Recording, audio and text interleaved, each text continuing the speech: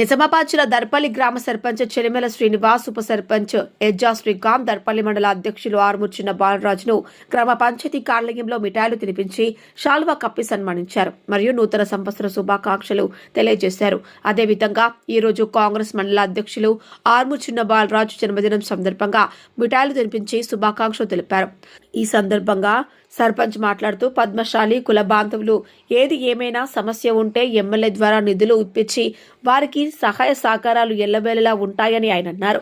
కార్యక్రమంలో పద్మశాలి సంఘం అధ్యక్షులు పాము నారాయణ, క్యాషియర్ డాక్టర్ ఆనంద్ నందు, ఇంజాపురం మహేందర్, బెల్దుర్తి రవి, చాట్ల రవి, కస్తూరి తిరుపతి, మాదా సంతోష్, బిల్ల నవీన్ తదితరులు పాల్గొన్నారు. రూరల్ రిపోర్టర్ ప్రసాద్, దృశ్యం న్యూస్, దర్పల్లి మండలం.